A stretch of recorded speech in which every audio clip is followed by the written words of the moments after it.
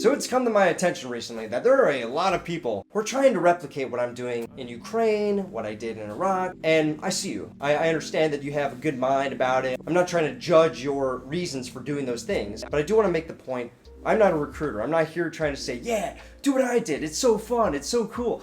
I'm trying to do the opposite, and I hope that you see that part of me. But I want to share a little story. I got deported from Singapore. This is something I mentioned in the last video, and I'm going to tell you a brief recount of what happened there. Now, this is about a year ago. I was going to Indonesia, and my final flight was in Singapore, which is just 30-minute ferry across to Indonesia. So my final flight was in Singapore. About 16 hours later, I was there. And as soon as I arrived, I walked to the passport check-in, and they did not like the fact that my passport was ripped up slightly. I think it was on page 10, and had a slight rip, not even halfway down, and that was enough for them to go and say, your passport is invalid, get the hell out of our country. And they deported me. It was a free flight though, so that was cool. But besides that, the main thing that happened there was when I got back home. Obviously, I have to talk to Homeland Security. Why'd I get deported? And I had to explain that situation, name my passport, blah, blah, blah. Now, they weren't done with me just yet. They had a couple questions for me. They knew my name. They knew who I was. They knew I had a channel talking about Ukraine and my experiences in conflicts. And you know what they told me? They told me, look, we know you're not a recruiter. We know that you're not trying to do those things.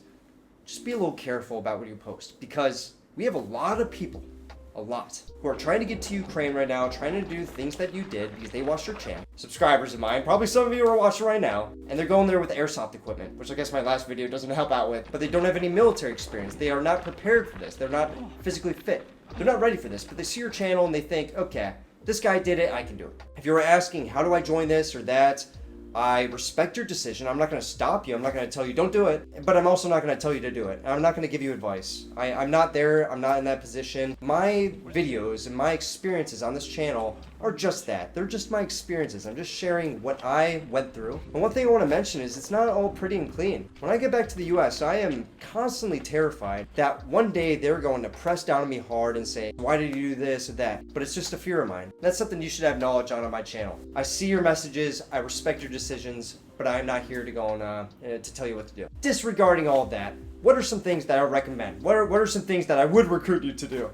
The first thing I want to mention is van life. $16,000, 7 months. That's how long it took me to build out this van. And this van I lived in for a year. I just got back from Syria. I was in a stage of my life where I didn't know what to do. I didn't want to get a job yet. I want to focus on my passions, YouTube. I want to focus on just working out and spending some well-deserved time alone in the mountains, hiking, reflecting.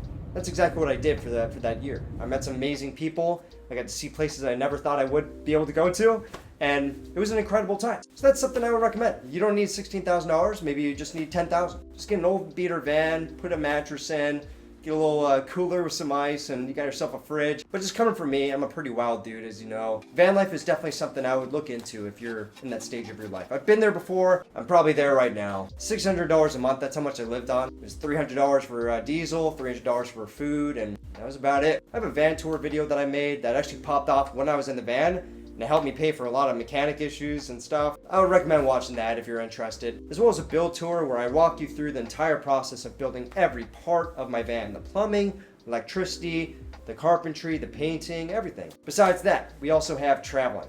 This has always been a part of my life. It's something I talked about in my last video. Traveling is something I never thought I'd like so much, but it really is pretty awesome. You get to learn different languages, different cultures, meet different people, go to countries that are red listed on the US government websites that are saying, oh, you're gonna get kidnapped here and everything, and you're just drinking chai with Iranians in Iraq. It's an incredible time. It's something where it really expands your worldview. It makes you care a little bit more about the situations that are happening over there and how the US has influence in these countries. The reason I want to say US, I don't really know about the European passports. I know that they're very strong. I know that there's a lot of countries with very strong passports, but especially Americans. Americans could do pretty much anything. And if you ever talk to your parents or grandparents, probably one of their biggest goals when they retired was to travel the world, go on a cruise, go here, go there. And us as Gen Z millennials, we are in this position now where we can go around the world for $500 from Kiwi.com. Our passports are insanely strong. You can stay there for a month, visa on arrival for $20, or in some cases now, a week ahead of time, apply for a tourist visa and you can stay for 3 months. This goes for most countries. It's something I would definitely recommend if you're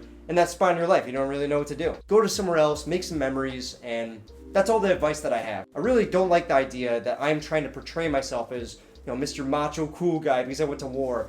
Yeah, I did do those things. Yeah, it does get some views on my YouTube, but that is not what I'm about. What I'm really about is traveling, being a good person, experiencing the world. That's the bigger picture you should look at. That's interesting, that's cool. That's something I would recruit you to do. Go to van life, travel the world, experience different places. It's not that expensive if you save up for a couple months or maybe work at a job for a year, save up some money, build yourself a van. Save up a bit, take a month of leave, and go to Asia, go to Europe, whatever it is. It's not too hard for any American viewers that I'm talking to.